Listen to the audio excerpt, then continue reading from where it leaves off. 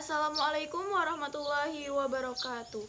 Kembali lagi bersama saya, Eka Nurwahyuni dari gugus depan 02.050 Pangkalan Madrasah Aliyah Nurul Hijrah Jorong. Salam Pramuka.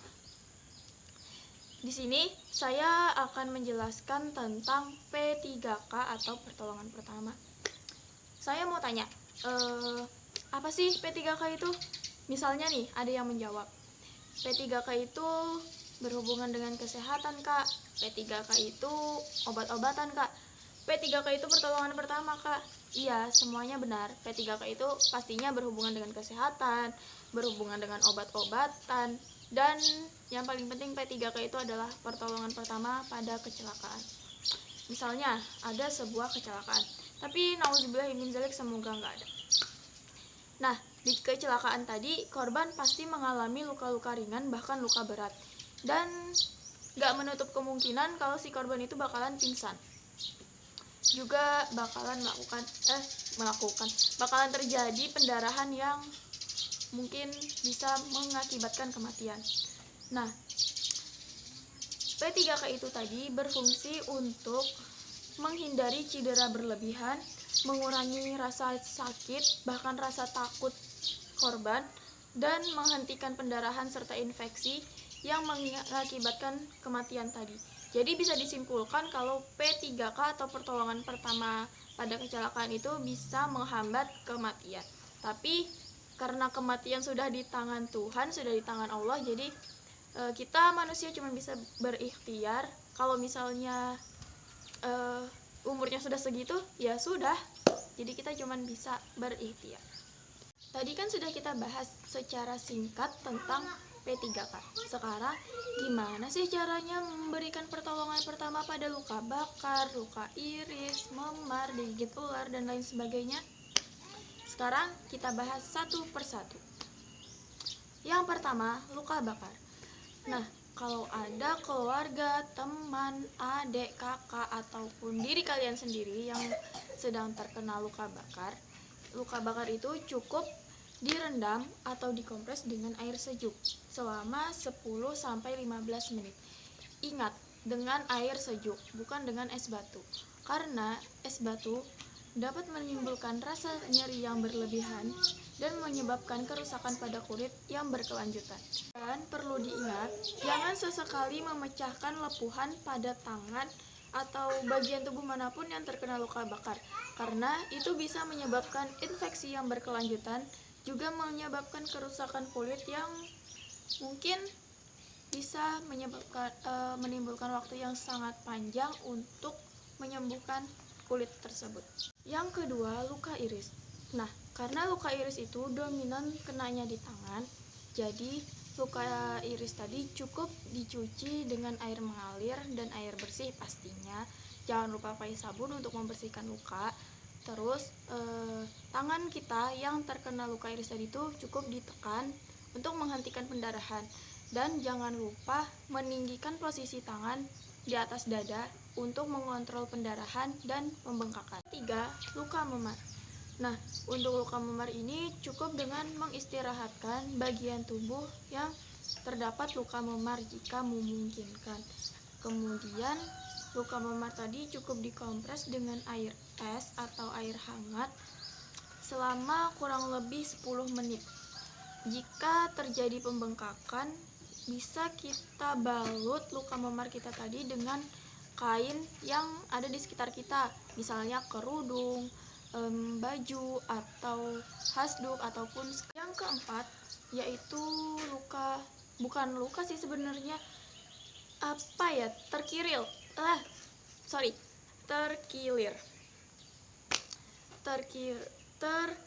Susah banget, terkilir. Nah, untuk penyakit tadi susah banget disebutinnya, jadi kita sebut penyakit tadi aja.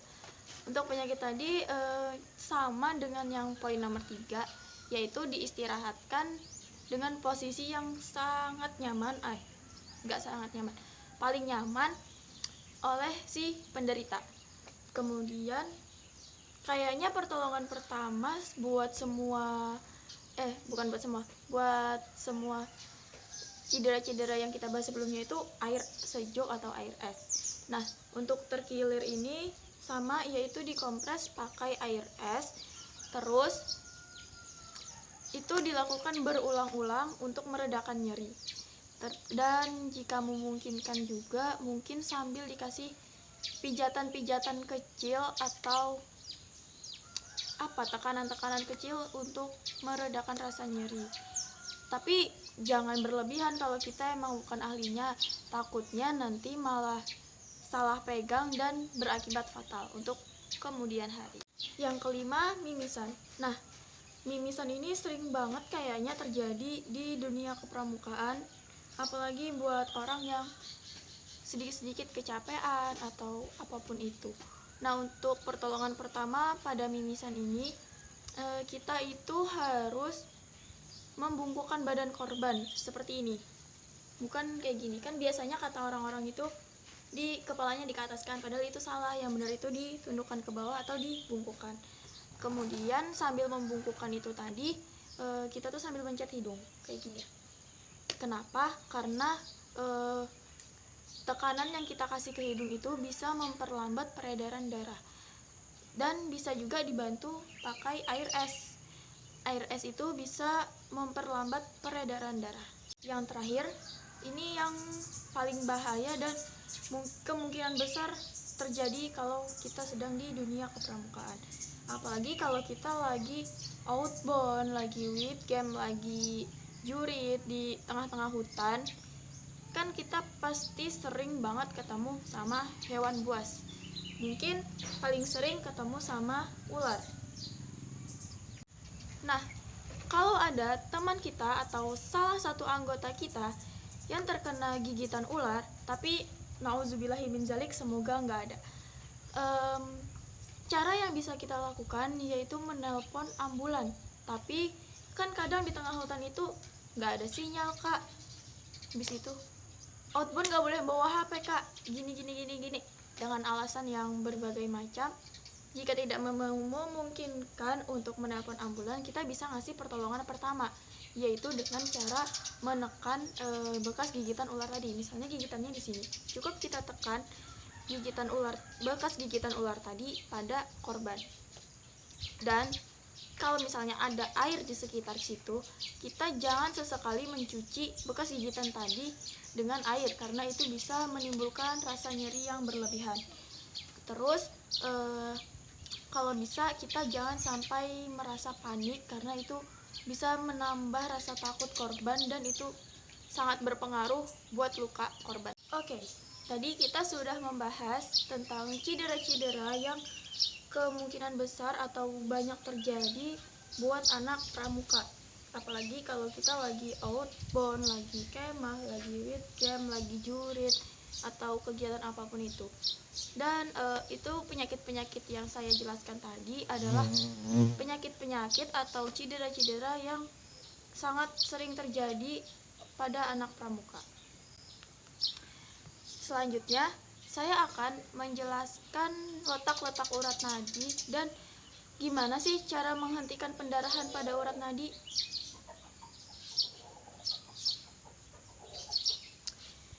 Nah, saya akan menjelaskan tentang letak-letak urat nadi dulu deh. Jadi, letak-letak urat nadi itu saya searching di Google karena saya bukan anak PMR dan saya nggak tahu, jadi saya searching di Google dulu. Nah, jadi urat nadi itu pembuluh darah yang berdekatan dengan tulang, kata Google. Seperti leher, terus nih di sini di pergelangan tangan. Ini urat nadi saya nggak kelihatan. Biasanya kan urat nadi itu yang warnanya hijau kalau nggak salah, tapi ini nggak kelihatan. Setelah itu di paha, di kaki, dan di bawah siku di sini. Nah, urat-urat nadi yang saya sebutkan tadi itu punya nama lain loh, kalau kalian tahu. Kalau kalian pernah searching di Google pasti kalian tahu. Ini saya kasih tahu kalau kalian nggak tahu. Yang pertama itu di lengan atas atau di pergelangan tangan, nama lainnya itu barsialis. Yang kedua di leher itu namanya arteri kartoid. arteri karotis yang di paha itu namanya arteri poplitea, yang di kaki itu namanya dorsalis pedis atau arteri tibialis. Arteri tibialis posterior itu yang di kaki. Sekarang gimana sih caranya menghentikan pendarahan pada urat nadi? Jadi, cara menghentikan pendarahan pada urat nadi, misalnya urat nadi yang di pergelangan tangan ini yang melakukan pendarahan. Jadi, ada sepeda motor lewat. Oke, lanjut. Jadi misalnya pergelangan tangan kita sini, ini kan di sini ada urat nadinya tapi ini nggak kelihatan. Misalnya di sini ada pendarahan. Cara menghentikan pendarahannya itu cukup ditekan dengan 2 jari mungkin. Pokoknya urat nadi yang di sini itu ditekan. Fungsi tekanan itu tadi supaya memperlambat pendarahan, biar kita itu nggak kekurangan darah. Soalnya pasti kalian sudah sering banget dengar kalau banyak sekali kematian yang terjadi karena kehabisan darah, kayak kecelakaan, terus misalnya jatuh dari gedung, mungkin kan kita nggak tahu tuh. Nah, itu bisa aja kekurangan darah karena ada pendarahan di urat nadi, entah urat nadi yang di leher, yang di sini, yang di paha, yang di siku, kita nggak tahu. Tapi nauzubillah, semoga itu nggak terjadi sama kita. Oke, tadi kita sudah membahas tentang pengertian P3K, terus cara melakukan pertolongan pertama pada beberapa masalah, membahas tentang urat nadi, cara menghentikan pendarahan. Sekarang kita bahas bagaimana sih caranya memberikan pertolongan pertama pada orang pingsan. Nah, biasanya di pramuka sering banget terjadi. Sepengalaman saya, kalau upacara tuh kan pasti panas banget. Tapi tergantung cuaca. Biasanya kalau yang panas-panas kayak gitu tuh banyak banget orang-orang, kakak-kakak, adik-adik, peserta yang pingsan. Nah, sepengalaman saya, saya juga tahu dari beberapa anggota PMR, karena saya bukan anak PMR, dan saya juga sambil cari-cari di Google. Nah, cara mereka memberikan pertolongan pertama pada orang yang pingsan itu, kan pertama nih, pingsan di tempat. Terus yang pingsan tadi diangkut ke misalnya UKS atau tempat yang sudah disediakan untuk orang-orang yang pingsan tadi. Terus yang pertama kan kita membaringkan tubuh korban yang pingsan tadi di posisi yang nyaman. Terus kaki korban itu letaknya tuh lebih tinggi daripada kepala. Iya, jadi kaki itu lebih tinggi daripada kepala. Nah, habis membaringkan tadi, kalau merasa posisinya sudah nyaman, kita cek kondisi pernapasan korban lewat lewat denyut nadi. Ya, lewat denyut nadi. Terus kita coba bangunkan korban. Terus habis kita coba bangunkan korban, misalnya masih belum bisa bangun, kita coba kasih minyak kayu putih di hidungnya. Biasanya itu yang memicu supaya korban itu bangun. Terus kita juga harus memantau selalu pernapasan dan kerja jantung pada korban supaya tidak terjadi hal-hal yang tidak diinginkan pastinya. Terus kita juga harus selalu memantau kondisi korban dan jangan lupa menghubungi petugas kesehatan. Nanti di video selanjutnya saya mau coba praktek yang tentang pertolongan pertama pada orang pingsan. Ini untuk penutup juga. Tadi sudah ada praktek, sudah ada penjelasan, sudah ada materi-materi atau apapun itu. Jadi ini untuk menutup video presentasi saya kali ini, saya mau menyebutkan beberapa tanaman yang ada di sekitar kita yang bisa dipakai untuk pertolongan pertama. Yang pertama itu ada lidah buaya. Lidah buaya ini bisa buat luka bakar. Lidah buaya ini biasanya paling banyak kan ya ditemukan di lingkungan sekitar kita, apalagi di rumah-rumah yang ibu-ibunya rajin nanam-nanam bunga-bunga kayak gitu, biasanya lidah buaya itu nggak ketinggalan. Nah, lidah buaya ini bisa untuk luka bakar. Terus daun kemangi yang biasanya ada di piring lalapan. Terus biasanya juga daun kemangi ini yang paling jarang dimakan sama orang-orang. Daun kemangi ini fungsinya bisa untuk menghindari gigitan nyamuk. Nah, yang sering kita buang, bahkan kita biarkan gitu aja, ternyata punya fungsi yang mungkin kelihatan sepele tapi bermanfaat banget buat kita bagi anak pramuka. Terus ada baking soda.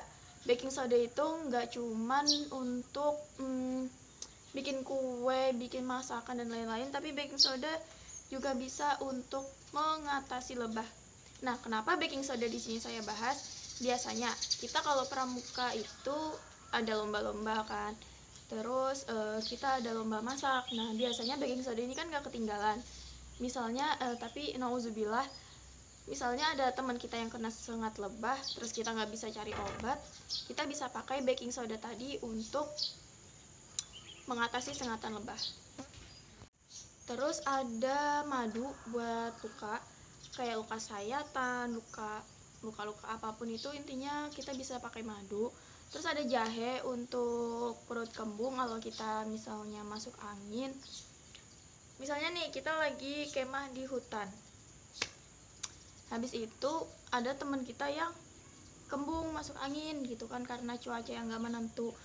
Terus di sekitar kita tuh ada jahe. Nah, kita bisa pakai jahe buat meredakan nyeri kembung dan masuk angin tadi. Terus ada sirih. Sirih itu buat sariawan dan sakit gigi. Terus ada daun singkong buat menghentikan mimisan kalau salah. Dan singkongnya itu dihancur terus disumbat ke hidung gitu kayaknya kalau nggak salah. Terus ada daun jepangan kalau nggak salah sih namanya. Nah, itu juga buat luka. Terus masih banyak lagi tanaman-tanaman di sekitar kita yang bisa untuk pertolongan pertama, kayak jahe, kencur, bawang merah, bawang putih, itu juga bisa untuk pertolongan pertama. Semoga apa-apa yang saya bahas, apa-apa yang saya jelaskan, apa-apa yang saya sampaikan tadi bermanfaat bagi saya sendiri tentunya, dan bagi kakak-kakak ataupun adik-adik yang melihat video ini. Thank you for watching. Sorry, nggak bisa bahasa Inggris. Selamat menonton. Terima kasih sudah menonton video saya. Mohon maaf apabila ada salah kata, salah penyebutan, salah materi atau apapun itu. Saya mengucapkan terima kasih sebesar-besarnya dan mohon maaf apabila ada kesalahan. Saya akhiri. Wallahul muwaffiq wal aqwamit thoriq. Assalamualaikum warahmatullahi wabarakatuh. See you.